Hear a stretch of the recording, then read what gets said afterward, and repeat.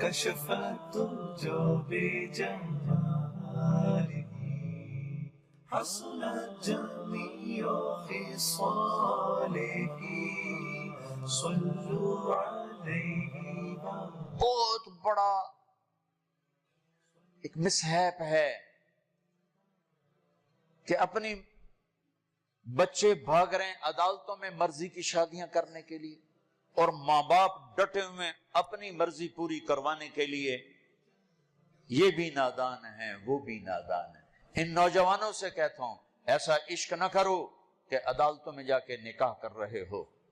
ماں باپ کی دعا نہ ملی تو زندگی بھر کبھی بہار نہ دیکھو گے.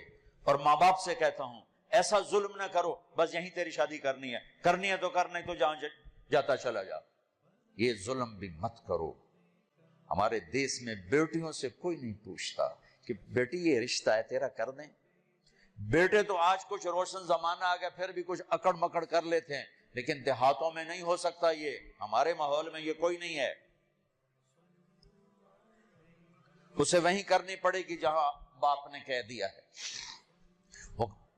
اسے نہیں پسند مجھے آ کر کہے گا، اسے کہے گا جی میں اتنے نہیں کرنا لیکن میرا پیو ڈنڈا چاہیے کھلوتا میں کی کراں. یہ زیادتی اور ظلم ہے. اور کہیں بچے تو آواز اٹھا لیتے ہیں، بچیاں تو بول نہیں سکتی، گھٹ گھٹ کے مر جاتی ہیں. کوئی ماں باپ یہ سلیقہ نہیں رکھتا بیٹی یہ تیرا رشتہ آیا ہے ہم کر دیں، تیری پسند ہے ہم کر دیں. صرف بچیوں کو بتایا جاتا ہے، بتانے کی تکلیف بھی گوارا نہیں ہوتی. بس بھائی ہو گیا تیرا. ہمارے فیملی ٹرم بہت ذمہ دارہ فیملی، وہ بھی ہم ایک بچی کا فون ہے مجھے، ہمارا بہت پرانا تعلق گھر جیسا. مولانا مجھے اتنی تعلیم دلوائی، اتنے اعلیٰ کالج میں پڑھایا، اور مجھے فون آیا کہ تیرا اسی رشتہ کر چھڑیا ہے، بس اتھے کر چھڑیا تے فلانی تاریخ نو تیرا نکاح ہے. تو میں اس پر بھی راضی تھی، لیکن اتنا تو دیکھ لیتے کہ انسان بھی ہے کہ نہیں. ایک شرابی سے مجھے باندھ دیا، آج میری زندگی عذاب بنی ہوئی ہے. چلو جہاں اپنی مرضی پوری کرتے کرتے بس ایسی گھر تو باہر نہیں کرنا، گھرج کرنا تے گھر شرابی تو سوا ہے کوئی نہیں، لہذا اتھے ہی کرنا.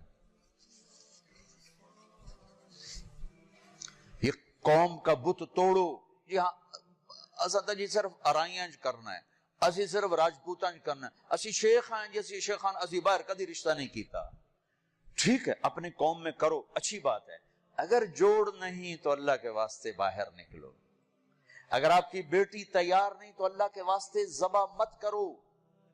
یہ ظلم ہے، یہ زیادتی ہے. قبول لڑکی کرتی ہے نہ کہ ابا، قبول لڑکا کرتا ہے نہ کہ ابا. یہ اختیار تو شریعت بچے کو دے رہی، بچی کو دے رہی کہ میں نے قبول کیا، کہے گی تو نکاح. وہ کہتے میں نے قبول نہیں کیا تو اب تو نہیں ہوگا. میرا گاؤں راوی کے کنارے ہے، کتنی بچیاں ذبح کر کے ڈال دی گئی راوی میں. اپنی مرضی دی شادی کیتی ہے ہی نہ، بس ٹھیک ہے ذبح کر دیا. ساری زندگی بیٹے زنا کرتے ہیں تو کہو جی چھوڑ چکرن کر دی رہ جاندے. بیٹی پر شک پڑ جائے تو ذبح کر دیتے. ہائے ہائے ہائے ہائے. میرے نبی نے آخری خطبے میں بیٹوں کے لیے نصیحت نہیں فرمائی تھی، عورت کے لیے نصیحت. تمہیں عورتوں کے بارے میں نصیحت کر کے جا رہا ہوں، آخری خطبہ تمہیں عورتوں کے بارے میں نصیحت کر کے جا رہا ہوں. ایسی درد بھری داستانیں میں جانتا ہوں، میرے دائیں بائیں ہوئی ہیں، ہو رہی ہیں. ماں باپ کو کہہ رہا ہوں کہ اللہ کے واسطے ماں باپ ہونے کا غلط فائدہ مت اٹھاؤ. باجی ایتھے ہی کرنا ہے، کھبے سجے ایسی کو نہیں کرنا، اسی قوم تو باہر نہیں کرنا، کرنا ہی تو کر نہیں تو بیٹھے رہو. میرے اپنے خاندان میں ہم چھوٹے چھوٹے کتنی بوڑھی ہماری پتہ نہیں دادیاں نانیاں جو بھی لگ دیاں پتہ نہیں کی لگ دیاں بغیر شادی کے مر گئیں کہ قوم میں رشتہ کوئی نہیں تھا، خاندان میں رشتہ کوئی نہیں تھا. یہ ستم آج میرے دیس میں ہے. یہ بھی ظلم ہے، صرف زمین دبانا ظلم نہیں، یہ بھی ظلم ہے. رشتہ لینے رشتہ مانگنے والے علی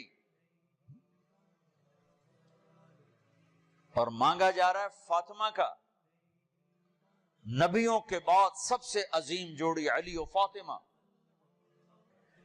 تو آسمان پہ طے ہو چکا ہے. علی آ کر بیٹھ جاتے ہیں, شرم کی وجہ سے بول نہیں سکتے. آپ کو تو پتہ ہے کیوں آئے. علی کیسے آئے؟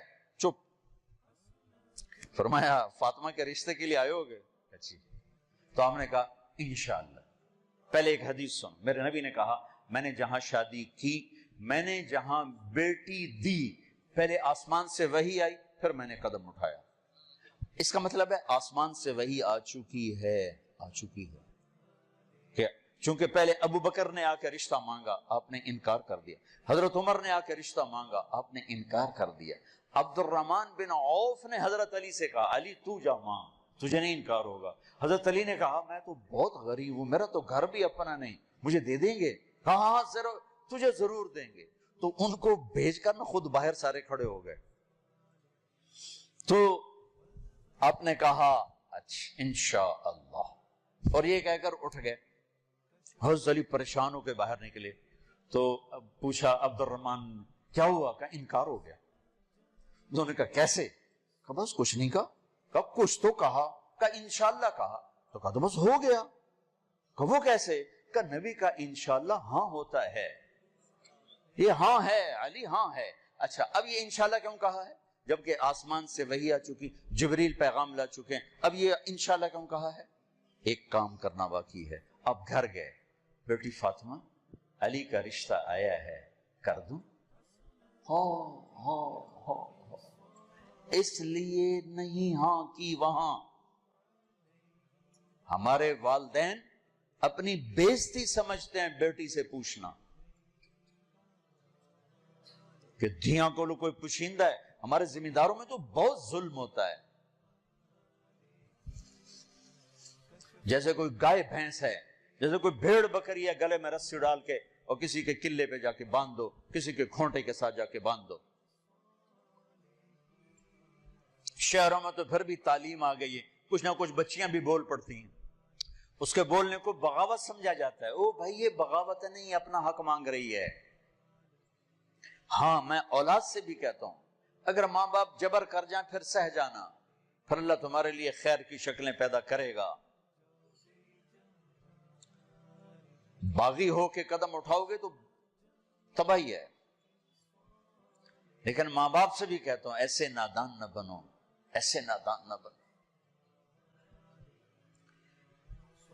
کیا حضرت فاطمہ انکار کر سکتی تھی؟ کیا حضرت فاطمہ پر اتنا اعتماد نہیں تھا میرے نبی کو؟ کیا آپ کہتے ہیں ہاں علی ٹھیک ہے بولا, میں بعد میں خود پوچھ لوں گا؟